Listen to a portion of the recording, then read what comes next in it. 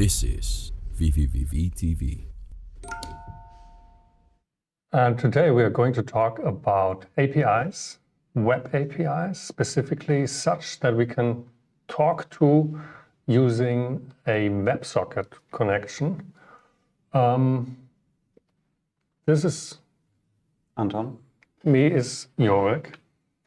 And just, operator, can we switch to the screen already? We want to show our viewers what we brought today. So what are we looking at? Some cloud API from a platform. Okay. And they say that you can connect to us via WebSockets. Mm-hmm. So we look at the documentation, they explain how to do this. So now back to VV. the question is, how can we use this information that's provided in the documentation to connect to the service from vvvv? Okay.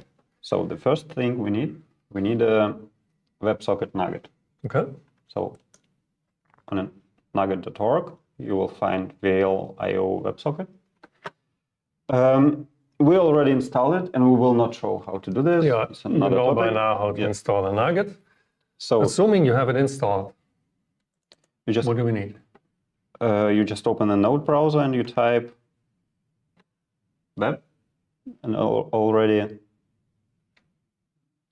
actually, we have referenced NuGet. Wait, let's show. Also, let's careful. It's okay. So you open Node browser and you see that there is a package. You click on it, you get the node. So this has WebSocketClient and server. How do we know what we need? Now we connect to some cloud server. So we are the client. We are the client. Okay. So we take the client and let's have a look at it.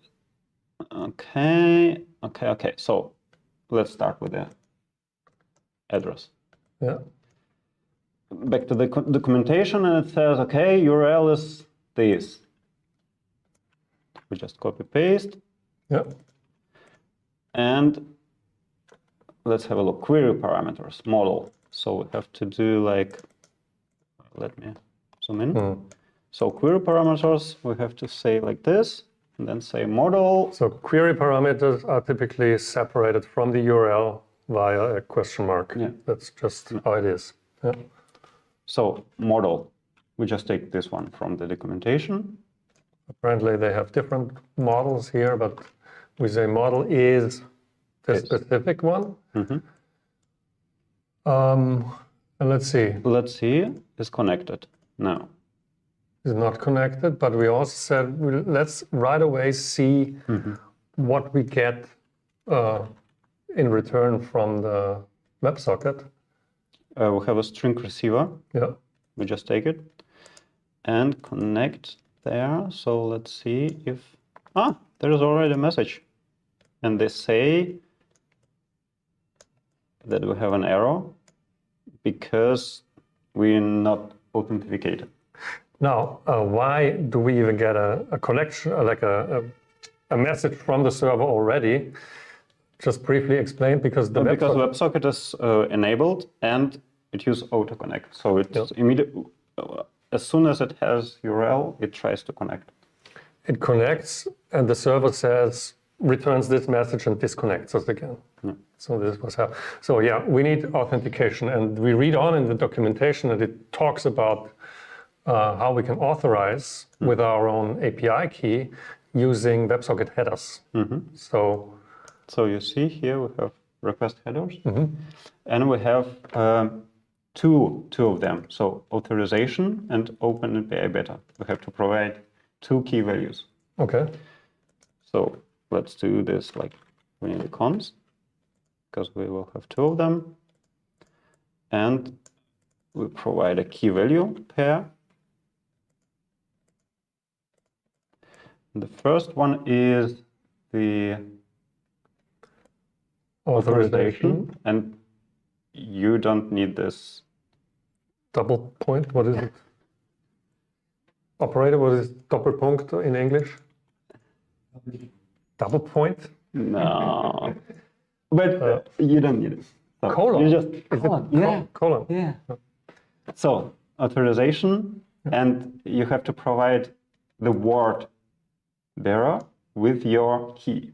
So we're not going to show you how you already get an API key here. from this platform. We've just done this for you here. It's a very long string that is in this string IO box now. But it's important. So it's just the word space, then And then this your long key. key. So it's just a space. So you see, it's just a space there. Yeah. So then we need another key value pair, which is this.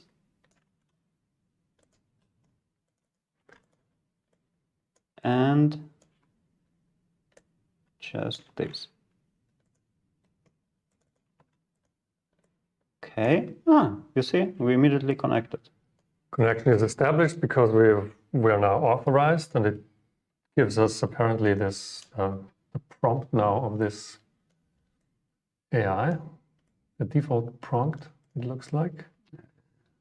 And so that means now that the service is ready for us to interact with it and send a message to request how do we call it, an event here. Sending and receiving events is what's next in the documentation. And that's just briefly what we also want to show. How do we send a string request back now to the server? Let's see. On the WebSocket, it's on the client, I guess, right? So we can send string, just a string, or data, which is a byte array. We will take a string. You see, it's gets ping, null reference, because we are not connected to the client. Like this. And they say that we have to prepare the JSON in this form. We already prepared like this. We're saying this is not part of this tutorial, how we work with JSON in particular. We're just prepared this serialized JSON string for you, just for demonstration. It could be that you have your object that you serialize, and you have a string representation. This is what the API expects. So you just plug this, and you'll just send it. You bang to send the message, and we get a response back. Now, in this particular case, you see the message we get is blah, blah, blah, does not exist, or you don't have access to this model, which is correct because we don't have any credits on our API key. But that's not the point here. The point is that we showed how we receive JSON strings and how we send JSON strings to an API that we have authorized with WebSocket's headers using a WebSocket. Yeah. And so basically, further, you want to deserialize this and work with the data that you get from this web API. Yeah. And this is kind of out of scope of this tutorial. Should be a separate. Here we just wanted to show you how you talk. And typically, like other web APIs will probably work quite similar. It's always the same. Yeah. So that was quick. Was that the shortest episode so far? I guess I won the hour. How long? It's the shortest, yes. How long? A little bit, then we have 10 minutes. See, you I won. told you. You won. Okay, I think we're gonna wrap it here. Thanks for watching. See you soon. Ciao.